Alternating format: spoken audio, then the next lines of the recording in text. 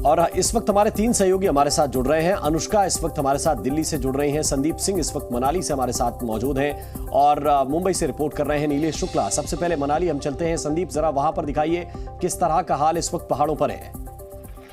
देखिए, बारिश का सिलसिला जो है वो लगातार जारी है और इसका सितम भी जो है वो तस्वीरों के जरिए समझाना चाहूंगा। इस वक्त मैं मनाली ले नेशनल हाईवे पर हूँ और पिछले कल रात में हुई बारिश के बाद 2 बजे के करीब जो है यहाँ से उफनता हुआ नाला जो है वो ठीक इसी हाईवे पर बह रहा था। हालांकि पानी जो है अभी कम हुआ है, लेकिन मलबे के साथ लगभग 1.5 किलोमीटर का ये डिस्टेंस आता है मनाली की, और जहां पर ये जो मलबा और पानी और पत्थर जो है लगभग 100 से ज्यादा जो है दुकान मकान उनमें मलबा घुस गया और लोगों ने जो है वो भागकर अपनी जान बचाई है। लेकिन जिस तरीके से मौसम का सूरत हाल इस वक्त हिमाचल प्रदेश में बना हुआ है, तो जगह जगह पर इसी तरीके की तस्वीरें देखने को मिल रही हैं और मनाली जो है वो पहले से ही बहुत बड़ा नुकसान झेल चुका है। क्योंकि पूरे हिमाचल प्रदेश की अगर मैं बात करूं तो हिमाचल प्रदेश में सबसे ज्यादा नुकसान जो है वो जिला कुल्लू में हुआ है। और इस तरीके से जो अभी मौजूदा तस्वीर आप देख रहे हैं, किस कदर जो है इस हाईवे को अभी रिस्टोर करने की कोशिश की जा रही है। हालांकि ट्रैफिक जो है अब सुचारू हो चुका है, लेकिन डर के साए में जीने के लिए लोग अभी मजबूर हैं। मौसम विज्ञान केंद्र शिमला के मुताबिक जो है वो आज का दिन अब पूरे प्रदेश में 12 जिला आते हैं। 12 जिला में एक जिला लाहौल स्पीति को छोड़ दें तो 11 जिला में जो है वो येलो अलर्ट जारी किया गया है। तो यानी यकीनन बड़ी मुश्किल होती है पहाड़ के लोगों के लिए, और जब पहाड़ पर बारिश होती है तो मैदान में भी मुश्किल बढ़ती है। अनुष्का, जरा दिखाइए दिल्ली का हाल क्या है।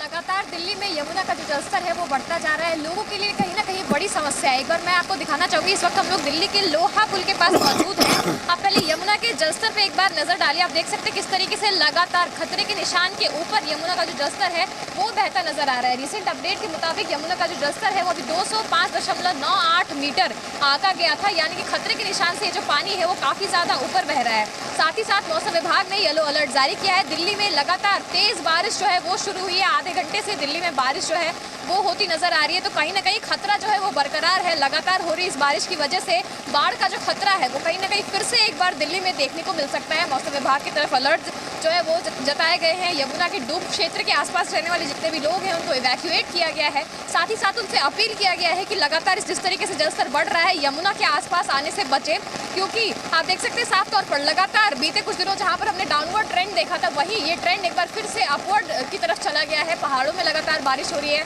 साथ ही साथ दिल्ली एनसीआर में भी कहीं ना कहीं मानसून की वजह से बारिश जो है वो ज्यादा होती हुई नजर आ रही है, जिसकी वजह से यमुना में कहीं ना कहीं एक बार फिर से हम देख सकते हैं जलस्तर जो है वो कहीं ना कहीं बढ़ता हुआ नजर आएगा। लोगों के लिए खासा परेशानी जो है वो बन सकती है। साथ ही साथ जिन इलाकों में बीते दिनों पानी बढ़ गया था, जहाँ पर बाढ़ की स्थिति आई थी, उन इलाकों में अब बीमारियों का जो खतरा है वो भी कहीं ना कहीं चरम पर पहुंच गया है। डेंगू जैसी जो बीमारियां हैं उसमें इजाफा देखने को मिल रहा है। लोगों की तरफ चौतरफा मुसीबत बनकर बारिश और ये जो बाढ़ का पानी है वो बनकर आई है। कुदरत की मार से एक बार फिर से लोगों को सामने आना पड़ रहा है, लोगों को आमना सामना करना पड़ रहा है, जिसकी वजह से काफी ज्यादा परेशानी हो रही है। दिल्ली में रहने वाले जितने भी लोग हैं उन सबसे यही अपील किया गया है कि यमुना के आसपास के जितने भी क्षेत्र हैं कहीं ना कहीं वहां पर जाने से बचे। यहाँ लोहा पुल के ऊपर जो रेल यातायात रोकी गई थी उसको शुरू किया गया है।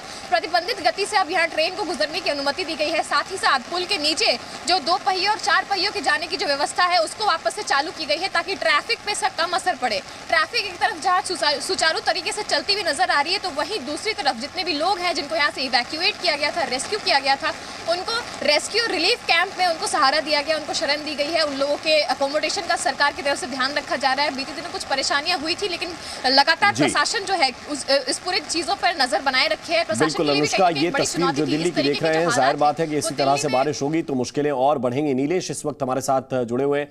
नीलेश, मुंबई में भी रेड अलर्ट है? जी बिल्कुल राम, मुंबई के लिए गुरुवार से शुक्रवार की सुबह तक रेड अलर्ट जारी किया गया था, लेकिन सुबह से मुंबई शहर की जो तस्वीर है वो देश की राजधानी से बिल्कुल विपरीत नज़र आ रही है। कहीं कि मुंबईकरों के लिए जो मौसम है वो बिल्कुल सुहाना हो चला है और फिलहाल मौसम विभाग द्वारा शहर के लिए येलो अलर्ट जारी करने का जो संदेश है वो कुछ मिनटों में सामने आ सकता है। इसके इर्द जो थाने जैसे इलाके हैं, रायगढ़ जैसे इलाके हों, वहाँ पर बारिश के चलते काफ़ी मुसीबत झेलनी पड़ी थी। लेकिन आज इन इलाकों में भी कुछ हद तक राहत जो है वो हमें देखने मिल रही है।